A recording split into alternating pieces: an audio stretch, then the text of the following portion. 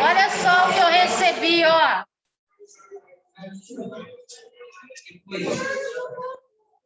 Sabe o que é isso aqui?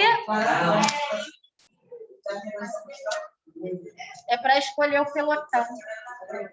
Que legal.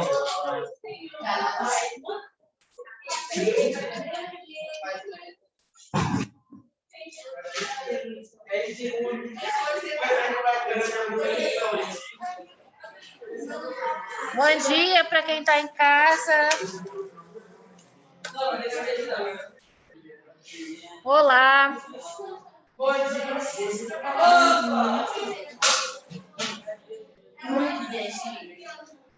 O pessoal não fala comigo, não me dá coraçãozinho.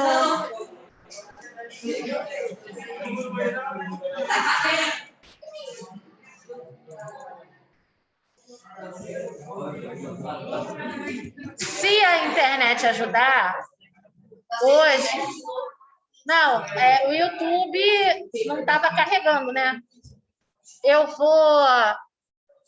Hoje a gente vai começar a conhecer um pouco do hinduísmo. O hinduísmo para nós...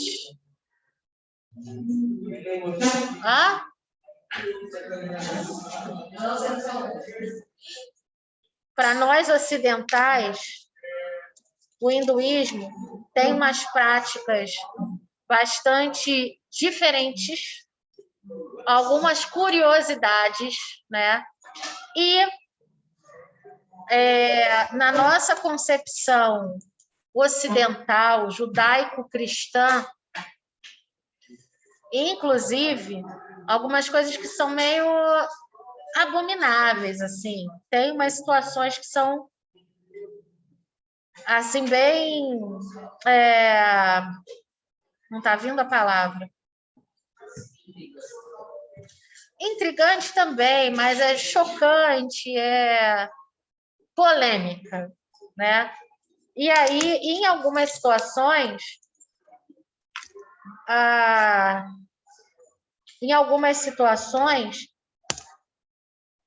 cabe somente, assim, a gente tem que ir para uma questão muito racional. Aquele povo é a cultura deles, ô Virgem Maria, aquele povo é a cultura deles, é assim que eles pensam, é assim que eles funcionam. Senão, a nossa cabeça dá uma pirada com certas situações, né? Eu já falei para vocês algumas coisas com relação... Teve a história da menina que ela casa antes da primeira menstruação. Isso eu já contei para vocês, né? Casar com um bicho, por exemplo. A mulher é casada primeiro com um bicho, com um macaco, com uma cobra, porque eles acreditam, antes da mulher casar, é feito um oráculo, né? Uma forma de ver se... Tem uma palavra que até na novela Caminho das Índias, lembram dessa novela? Vocês eram muito pequenos. Falava-se muito que é auspicioso. Já ouviram essa palavra? Não, auspicioso. Eu não falo hindi, né, que é a língua lá da Índia, mas a tradução para a gente, né, do auspicioso seria alguma coisa assim que é próspero, que vai trazer prosperidade, né? Então, é auspicioso que você trabalhe bem para que você tenha um bom ganho de dinheiro.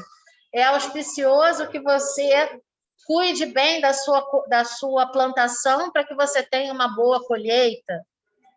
A gente vai ver aqui, né, algumas situações que o livro dos Vedas, que é o livro sagrado do hinduísmo, ele traz algumas práticas que elas são muito comportamentais, num sentido social, e algumas outras que são puramente religiosas. E aí, nesse sentido, por exemplo, essa história, vai fazer um oráculo E aí vem no oráculo que o primeiro marido da mulher vai morrer, ela vai ficar viúva. E no hinduísmo, a mulher que fica viúva, ela fica viúva para o resto da vida, né? Ela não pode casar de novo. E aí o que eles fazem? Casam a mulher com um macaco, porque não é o primeiro marido dela. Casou. No hinduísmo, o divórcio é aceito, tanto para o homem quanto para a mulher, né? Ela pode pedir o divórcio se o marido não der tudo o que ela e a família necessitam. Então, a mulher se divorcia e aí ela pode casar com uma outra pessoa. Então, é uma prática que para a gente não tem nada a ver, mas para eles é uma prática religiosa. É verdade aquilo. E aí? Aí, por sua vez, tem gente que faz promessa para casar, não é verdade? Pega o Santo Antônio, bota de cabeça para baixo dentro do copo cheio d'água e acredita que vai conseguir um casamento porque está afogando o bendito do Santo Antônio no copo d'água. Isso, para eles, é uma crendice. Tudo bem, gente? Vocês estão me olhando com uma cara. Vocês estão achando que eu sou muito doida, né? Só um pouquinho.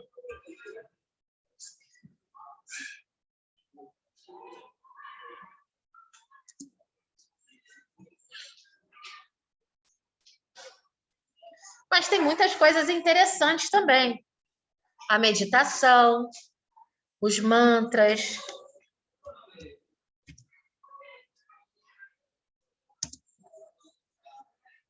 As práticas de cura.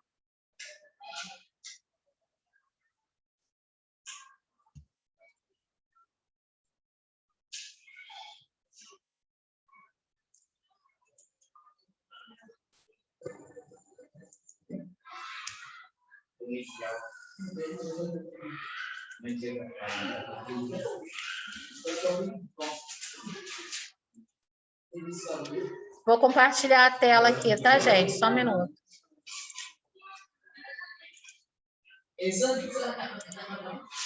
As danças do hinduísmo são muito bonitas.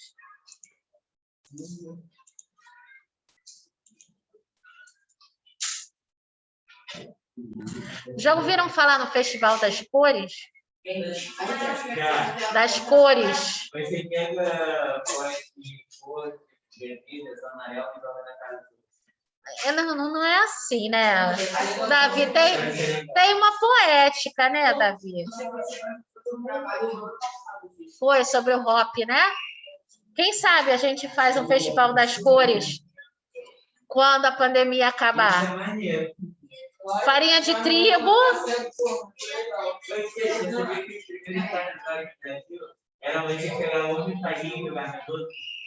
O primeiro? Era. Era isso mesmo.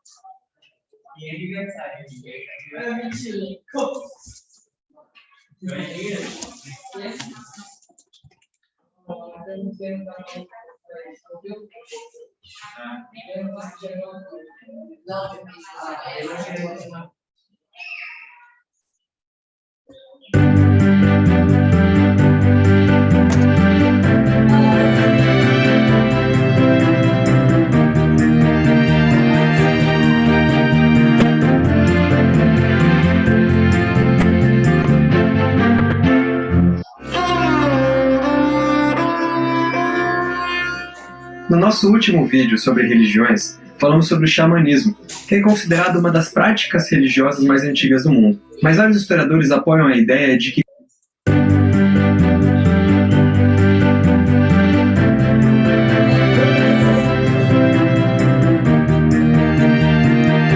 Gente, não vai ficar mais alto que isso.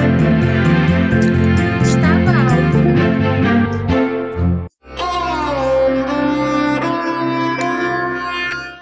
No nosso último vídeo sobre religiões, falamos sobre o xamanismo, que é considerado uma das práticas religiosas mais antigas do mundo. Mas vários historiadores apoiam a ideia de que, como sistema religioso organizado, existem três mais antigos, que é o hinduísmo, o zoroatrismo e as tradições egípcias. Desses, o hinduísmo é considerado o mais antigo, e ainda hoje é praticado, com cerca de 1 bilhão de fiéis, ou seja, a terceira maior religião praticada do mundo. O hinduísmo ele tem suas origens na tradição védica, que tem mais de 3.500 anos. Essa primeira...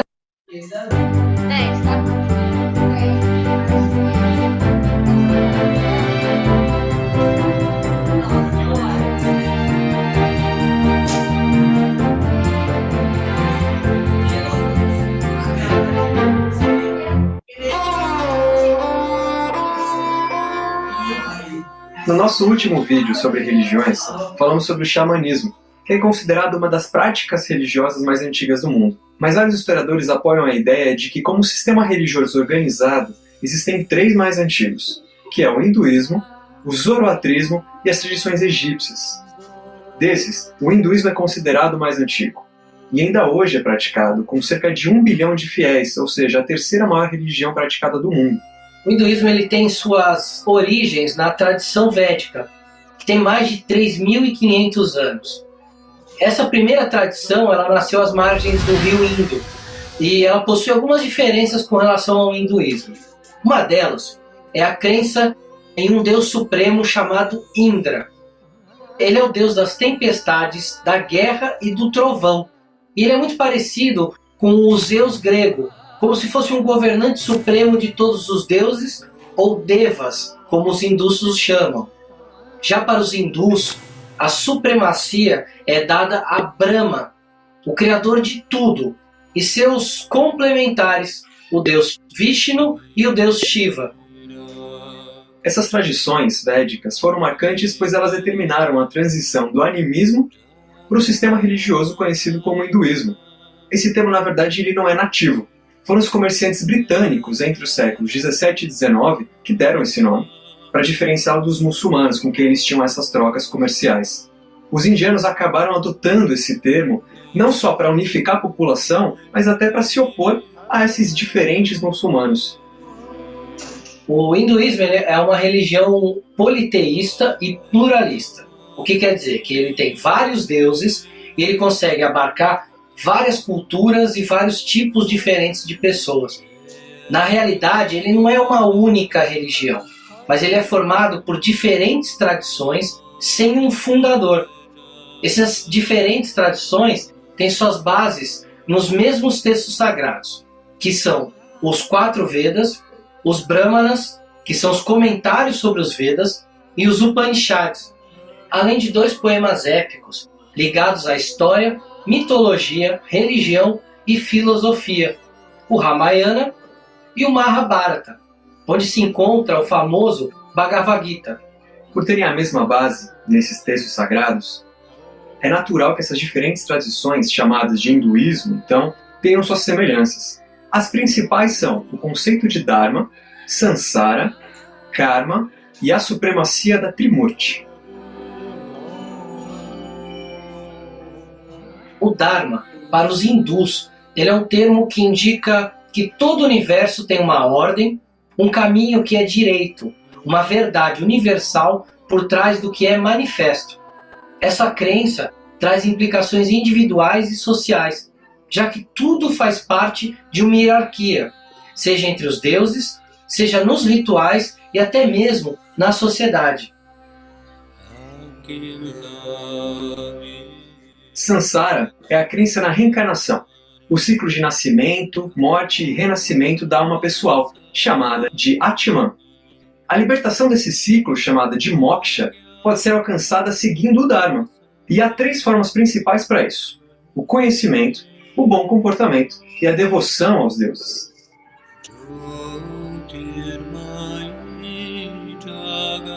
Já o karma, diferente do conhecimento popular, ele significa ação, sendo que cada ação produz consequências, boas ou ruins, tanto no ambiente externo quanto no indivíduo.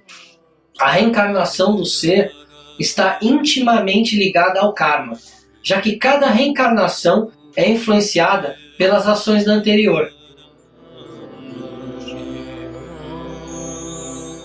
Os hindus têm em seu panteão um número muito grande de divindades. Alguns falam em mais de 300 mil divindades, outros 300 milhões de divindades. Shri Ramakrishna, um guru hindu, dizia que existe o mesmo número de divindades do que de devotos. Para facilitar a compreensão dessas divindades, a gente pode pensar da seguinte forma. Imagina dentro da hierarquia que estamos falando de um país. Brahma é o ser supremo, como o próprio presidente. E logo abaixo viria Vishnu e Shiva como os vice-presidentes. Os outros deuses estão ligados aos partidos dos vice-presidentes, Vishnu ou Shiva, cada um com uma certa hierarquia, ou ligado a um tronco voltado mais para Shiva, ou para um tronco mais voltado para Vishnu. As três principais divindades, então, como a gente falou, são Brahma, Shiva e Vishnu. Essas três divindades juntas são conhecidas como Trimurti. Brahma é o criador de tudo. Vishnu é quem cuida e preserva essa criação. E Shiva é quem destrói para reiniciar o ciclo de criação, preservação e destruição que todas as coisas têm. Shiva e principalmente Vishnu encarnam na Terra como avatares para auxiliar a humanidade. Vishnu possui 10 avatares, sendo que 9 já encarnaram e um ainda encarnará. Os 10 avatares são Matsya, o peixe, Kurma, a tartaruga, Varaha, o javali, Narasimha, o homem-leão, Vamana, o anão, Parashurama, o homem com o machado, Rama, o arqueiro, Krishna, o emissário presente no Bhagavad Gita, Buda, o Siddhartha Gautama, o iluminado, e Kalki, o espadachim montado a cavalo, que ainda está por vir, e se chamará Shri Bhagavan. Vale o destaque para que os hindus acreditam que Buda, o Siddhartha Gautama, é uma das encarnações de Vishnu, e também esse mesmo Krishna, que o movimento Hare Krishna, que nasceu na década de 70, propaga as ideias. Shiva é um aspecto bastante explorado. Além de ter também alguns avatares, como o Hanuman, o deus macaco e personagem do Ramayana, Shiva é representado como um dançarino, cuja dança mantém o universo em movimento. Ele, por vezes, é representado como um Mahayogi. Maha significa grande, e Yogi, numa tradução livre, seria um iluminado. Então ele é um grande iluminado, de onde da ponta de sua cabeça flui o rio Ganges, que é o mais sagrado do hinduísmo, onde centenas se banham todas as manhãs para se lavar dos pecados. É também a ele que se atribui a criação do yoga. Shiva carrega um tridente, chamado de Trishula, cujas 3 pontas representam as 3 gunas ou 3 tendências de tudo que existe. A primeira é Tamas, que é a inércia. A segunda chama Rajas, que é o movimento. E a terceira, Sattva, que é o equilíbrio.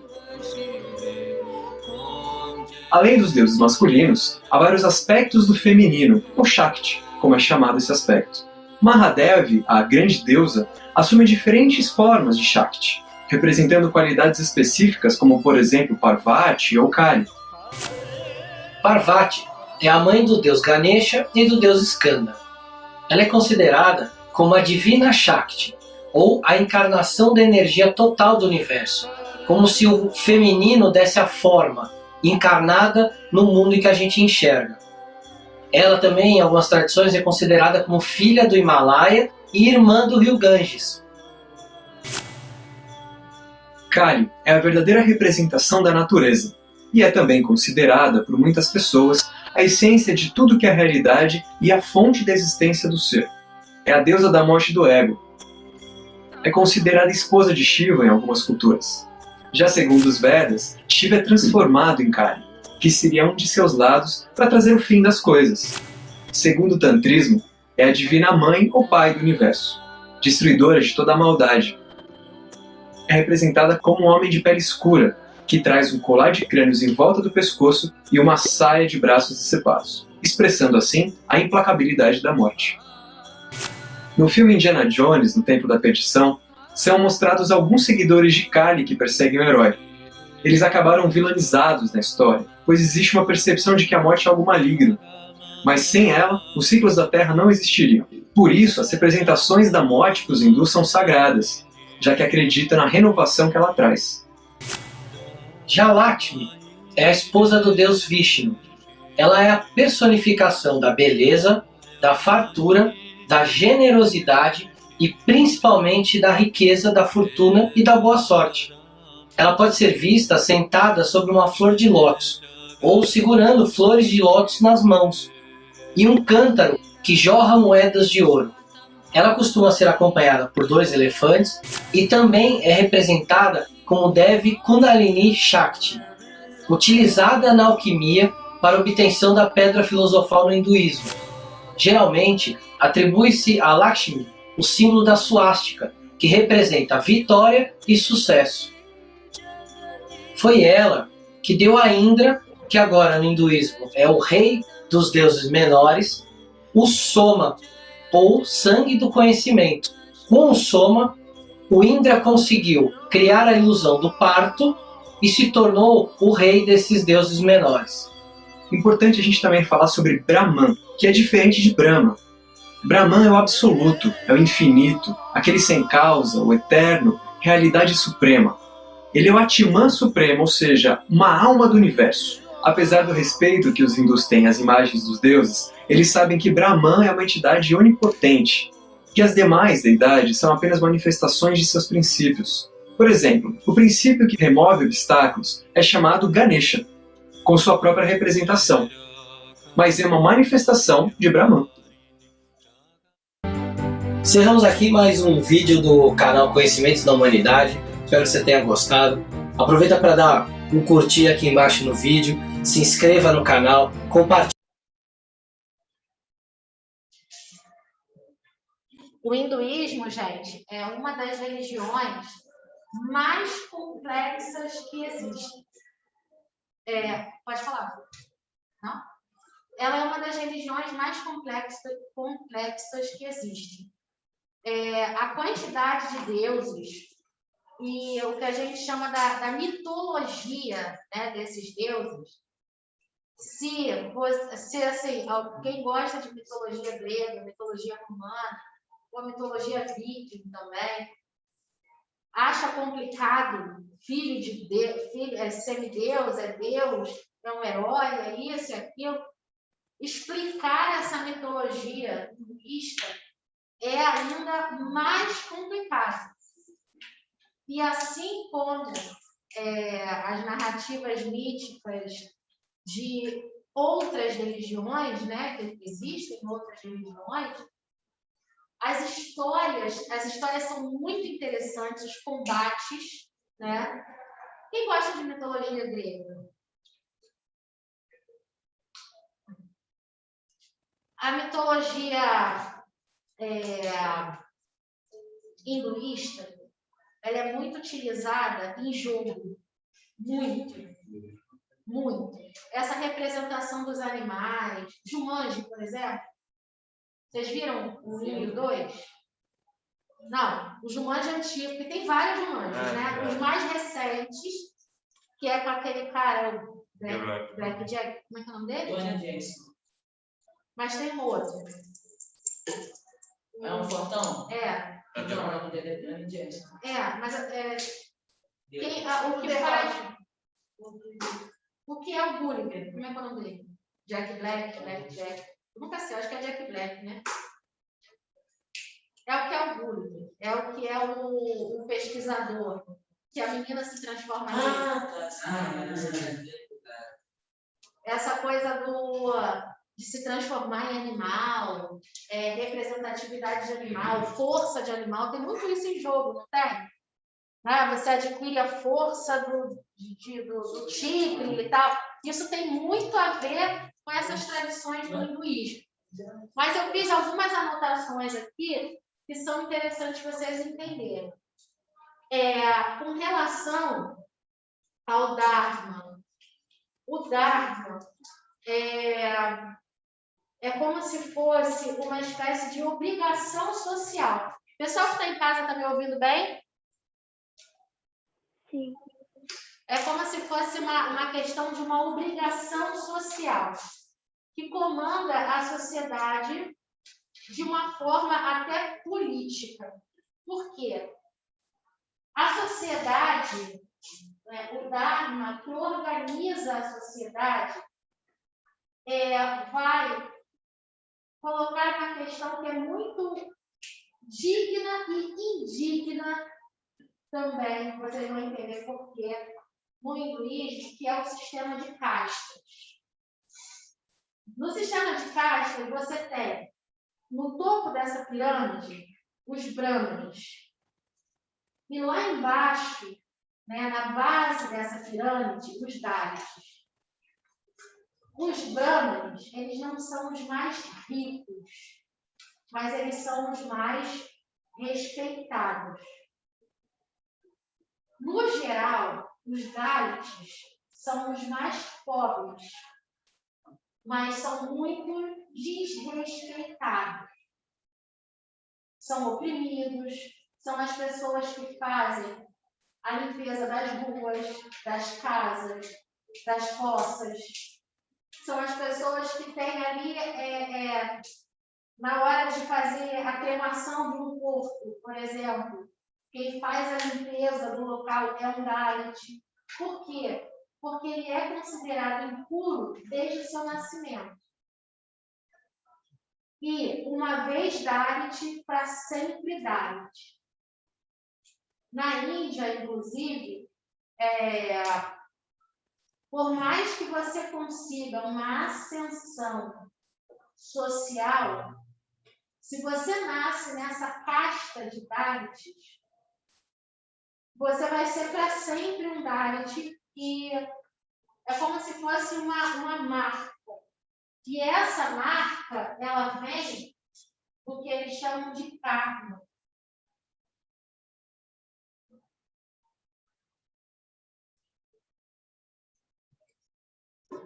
Você escolheu nascer daquele jeito, para você se purificar, para você um dia chegar a ser um Brahma. O Brahma, a gente viu lá que é o Deus superior, né? No vídeo. Então, você é um Brahma, é um sacerdote. Quem nasce e se torna Brahma não reencarna mais. O próximo passo é a iluminação. Dentro desse sistema de castas, você só passa de uma casta para outra a partir do processo de reencarnação. Sendo que, daqui para baixo, a forma como você vive o seu Dharma, ou seja, o dia a dia, como você leva a sua vida, aumenta ou diminui o seu karma. Deu para entender? Se você é muito bonzinho, você vai subindo. Se você não é muito bonzinho, você vai descendo. E aí, só existem duas maneiras de subir de casta. A mulher, pelo casamento. Então, se ela é de uma família de negociantes, por exemplo, e ela se casa com um filho de um comerciante, ela e a família dela, de origem, sobem de casta. Caso contrário, ficam aqui, nessas outras castas, pelo resto da vida. Ah, mas o que isso interfere? Isso interfere. Agora já melhorou muito, tá, gente? Principalmente pelo processo de globalização. Por influência da ONU, a Organização das Nações Unidas, pela influência de outras entidades que são responsáveis por coordenar as questões das políticas públicas, dos direitos humanos e por aí vai. Mas, por exemplo, você entra num cinema, é dividido por classes sociais. Você vai para a escola é dividida por classes sociais. E isso gerava uma desigualdade social e financeira muito grande, principalmente na Índia, aonde o hinduísmo é mais divulgado. Né? Então, é como se fosse assim, essa escola, como aconteceu nos Estados Unidos, a questão do apartheid, por exemplo, escolas para negros, escolas para brancos, banheiro de branco, banheiro de negro. Na Índia, essa questão da casta, ela mexia diretamente com essas coisas. Ah, você é uma criança Dalit, você vai estudar nas piores escolas. Ah, mas meu pai tem dinheiro para pagar, porque ele foi para fora do país e ganhou dinheiro, e tem dinheiro para mandar para que eu vá para uma escola boa.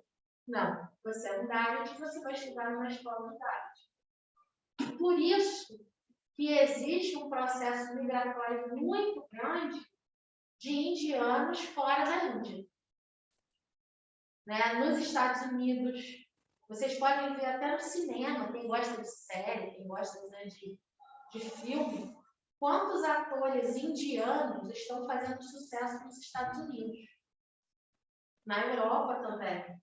Por quê? Porque, de certa forma, a questão da religião ainda é muito presente, né? E não tem o sentido da laicidade que nós temos aqui no Brasil.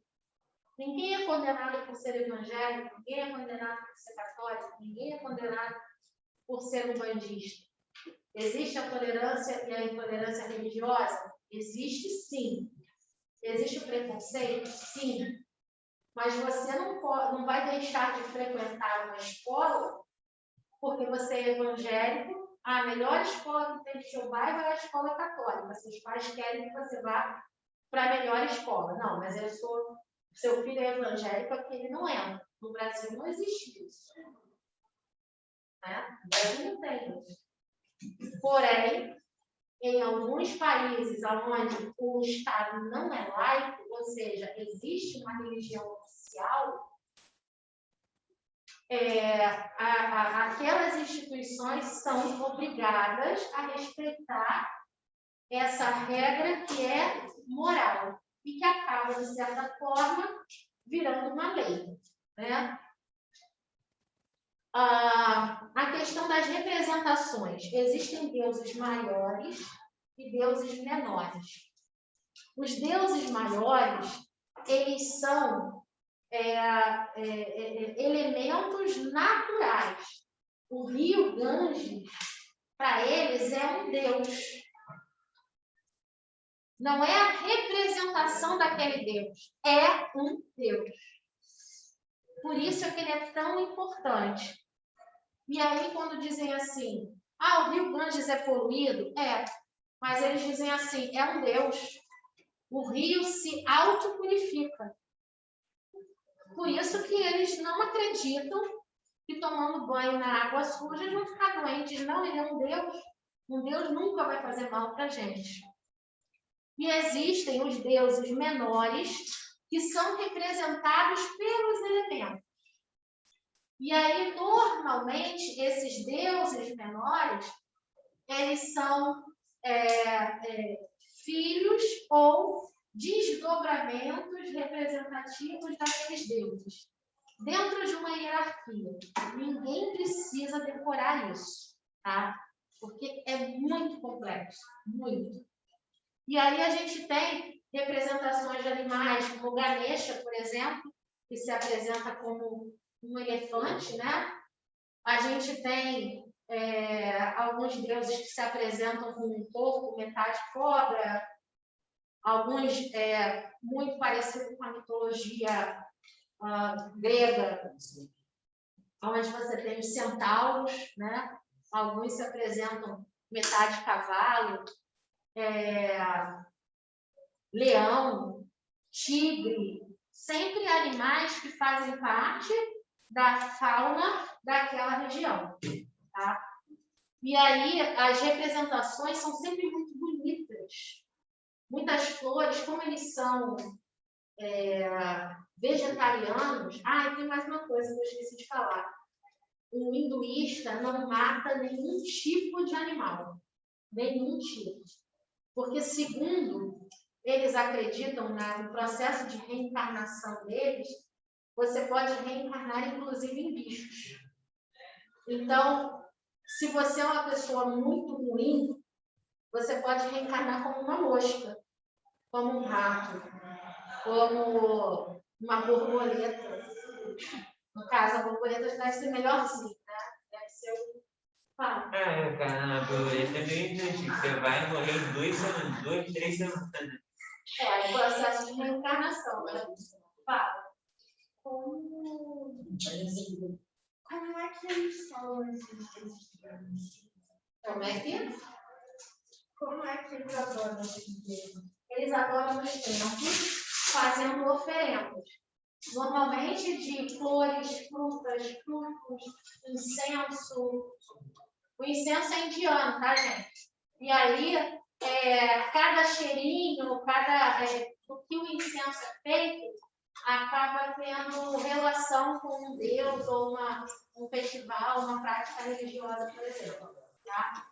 Eu vou botar esse vídeo na plataforma e lá na plataforma também tem um texto sobre 20 curiosidades sobre o hinduísmo. É um texto legal, vale a pena vocês lerem. E aí, na próxima aula, eu vou botar esse histórico que a gente viu hoje por escrito, tá? E o hinduísmo, ele já está como matéria de teste para vocês.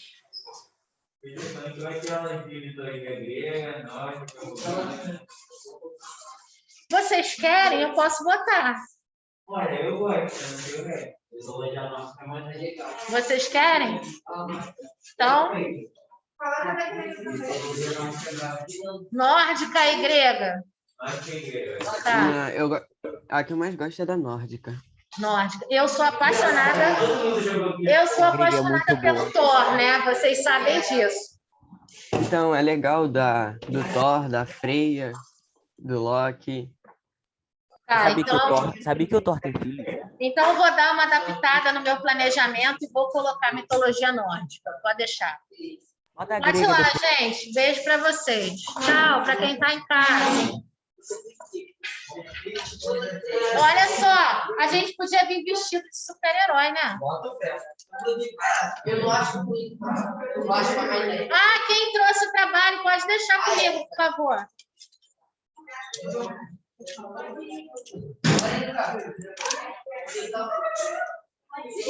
Beijo, gente. Tchau, tchau. Tchau. Você colocou um trabalho de religião aqui.